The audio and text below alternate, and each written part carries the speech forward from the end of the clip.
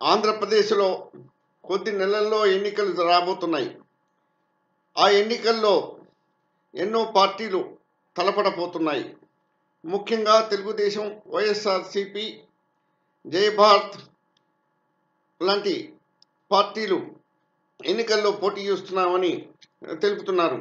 వాళ్ళు వెల్లడిస్తున్నారు, ఎన్నికల్లో మేము గెలిస్తే అద్దేస్తాము ఇద్దేస్తామని చెప్తున్నారు. కానీ నేను ఆంధ్రప్రదేశ్ ప్రజలకు చెప్పదలుచుకుంది ఏమిటంటే, వాళ్ళు 53 నుంచి ఓటేసే క్రమంలో చాలా తప్పుటడుగులు వేస్తున్నారు. ఈ రోజు వరకు 53 నుంచి 2023 వరకు సరి అయిన నిర్ణయం వాళ్ళు తన నాయకుడిని ఎన్నుకోవటంలో చూపించుకోలేకపోతున్నారు. అందువలన వాళ్లకు ఒక సలహా ఏమిటంటే, వాళ్లకు అన్యాయం చేసే, ప్రజలకు అన్యాయం చేసే నాయకుల్ని మాత్రమే ఎన్నుకుంటున్నారు. అటువంటి వాళ్ళని కాకుండా మంచి నాయకుడిని ఎన్నుకోవాల్సిన అవసరం ఉంటుంది.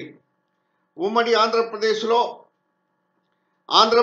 విడిపోకుండా ఉండాలని ఆంధ్ర ప్రజలు కోరుకుంటుంటే, అది విడిపోయినా పర్వాలేదని చంద్రబాబు నాయుడు ఉత్తరం ఇచ్చినందువల్ల ప్రత్యేక తెలంగాణ రాష్ట్రం ఏర్పడటం, ఆంధ్రప్రదేశ్ ఏర్పడటం జరిగింది. ఆంధ్రప్రదేశ్ రాష్ట్రంలో చాలా ఆర్థికంగా నష్టం జరిగింది. వాళ్లకు ఇబ్బంది లేదు అని చూపించుకోవాల్సిన అవసరం వాళ్ళకు ఉందని వాళ్ళు అనుకోవాలి. అందుకోసం వాళ్ళు మంచి నాయకుడిని ఎన్నుకోవాలి, నిజాయితీ గల నాయకుడిని ఎన్నుకోవాలి. 1953లో అసలు విడిపోవటమే తప్పు చేశారు. విడిపోయిన తర్వాత ఆంధ్రప్రదేశ్ అని పేరుతోటి ఆంధ్ర రాష్ట్రాన్ని తీసుకొచ్చి ఆంధ్రప్రదేశ్లో కలిపి హైదరాబాద్ క్యాపిటల్గా నిర్ణయించుకొని తెలంగాణతో కలిసి రెండవ తప్పు చేశారు. మూడవ తప్పు 69లో సెపరేట్ తెలంగాణకు మనస వాచ మద్దతు తెలపలేకపోయినారు. 2023 వరకు ఎన్నో కష్టాలు పడుతున్నట్టుగా కనిపిస్తున్నారు.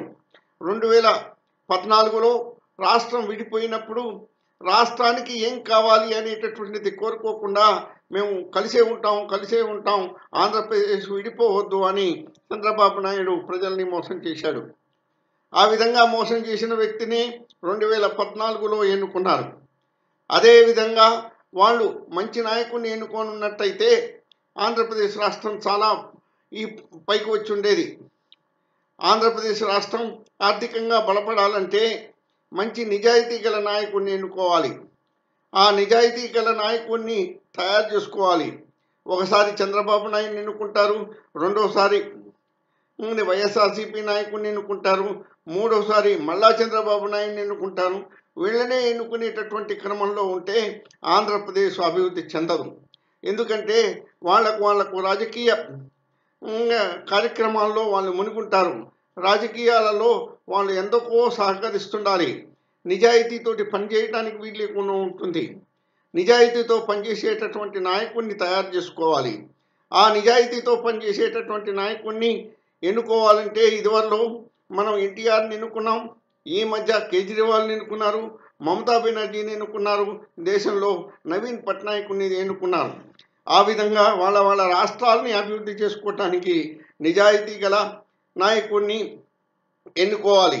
వాళ్ళ యొక్క కుటుంబ పాలనతో సరిపడినటువంటి నాయకుడిని ఎన్నుకుంటే ఆంధ్రప్రదేశ్ ప్రజలు మళ్ళా మోసపోతారు. ఎందుకంటే ఈ యొక్క నిజాయితీ లేని నాయకులు వస్తే అక్కడున్న ₹1 ఏ విధంగా ఖర్చు పెట్టాలని చూసుకోవాల్సి ఉంది. జాగ్రత్తగా ఖర్చు పెట్టే మనిషి అవసరం. ఆ ఉన్న ₹1లో అప్పుల్లో ఉన్నటువంటిది రేపు చంద్రబాబు నాయుడు వచ్చినా ఏం చేయగలుగుతాడు? అక్కడ డబ్బులే లేవు, ఇంకో పథకం మారుస్తాడే తప్ప అంటే అవినీతికి దూరంగా ఉండలేడు. అసమర్థ పాలన మళ్ళా తయారవుతుంది, నాయకుల్లో అలజడి వస్తుంటుంది. తెలంగాణ ఆంధ్రాను కలిపి నాయకుడిని కలిపి రెండింటిని కలిపి పాలించినట్టు కాదు ఆంధ్ర రాష్ట్రం. ఆంధ్ర రాష్ట్రం ఆర్థికంగా దెబ్బతింది ఉన్నదిగా ఉన్నాం. వాళ్ళు ఒక నిజాయితీ గల నాయకుడిని ఉంటే మనకు తెలుసు, ఇదివరలో మన దేశానికి ఆర్థిక ఇబ్బందులు ఉన్నప్పుడు నిజాయితీగా దేశ భక్తితోటి ఉన్నటువంటి పివి నరసింహారావు వచ్చి దేశంలో ఉన్నటువంటి ఆర్థిక పరిస్థితిని సరిచేశాడు. ఆ విధంగా ఆర్థిక పరిస్థితిని సరిచేయాలి అంటే ఆంధ్రప్రదేశ్కి ఇప్పుడున్న నాయకులు కాకుండా కొత్తగా వచ్చే నాయకుల్ని, నిజాయితీతోటి వచ్చే నాయకుల్ని, అది జయప్రకాష్ నారాయణే కావచ్చు, జేడి లక్ష్మీనారాయణే కావచ్చు, అటువంటి వాళ్ళని ఎన్నుకోండి. ఎందుకంటే అక్కడున్న కొద్ది సొమ్ముతోటి ఎక్కువ అభివృద్ధి చెందేటట్టు ఉండాలి. ఇప్పుడున్నటువంటి ప్రాంతీయ పార్టీలు కానీ వాళ్ళు ఆ విధంగా చేయలేరు. ఆ విధంగా చేస్తే ఆ రాష్ట్రాన్ని అభివృద్ధి పరచడానికి వాళ్ళకు అవకాశం లేదు. ఎందుకంటే వాళ్ళ కులం రాజకీయాలు చూసుకోవాలి, రెండోది వాళ్ళ చుట్టూ ఉన్నటువంటి నాయకులు తినే అవకాశం ఇవ్వాలి. ఇవన్నీ ఇచ్చిన తర్వాత ఇదివరకు అలవాటు పడినటువంటి నాయకుల్ని చూపించుకున్న తర్వాత ఇటువంటి వాళ్ళని ఏ విధంగా ఆంధ్ర రాష్ట్రం బాగు చేస్తుందో అటువంటి విషయం ఆంధ్ర ప్రజలు తెలుసుకోవాలి.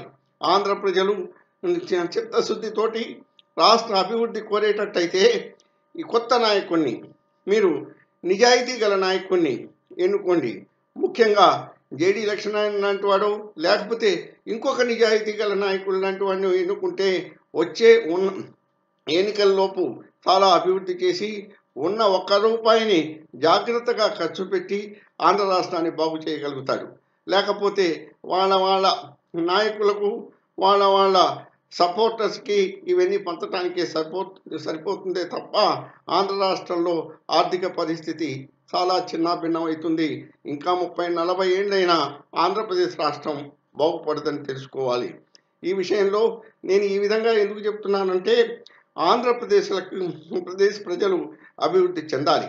అభివృద్ధి చెందాలంటే ఎటువంటి పరిస్థితుల్లోనైనా నిజాయితీ గల నాయకుడిని కొద్ది రోజుల్లో తయారు చేసుకొని వాళ్ళని ఎన్నుకోవాల్సిన అవసరం ఉంటుందని నా ఉద్దేశం.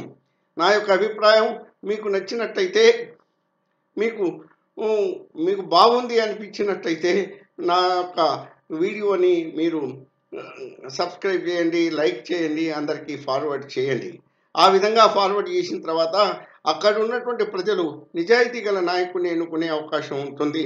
ఆంధ్రప్రదేశ్ రాష్ట్రం బాగుపడుతుంది. అందుకోసమని మీరు తప్పక దీన్ని ఫార్వర్డ్ చేస్తారని, అందరూ చూసే అవకాశం ఇస్తారని, తెలుసుకునే అవకాశం ఇస్తారని నా యొక్క అభిప్రాయం. నా పేరు కందిబండ నరసింహారావు.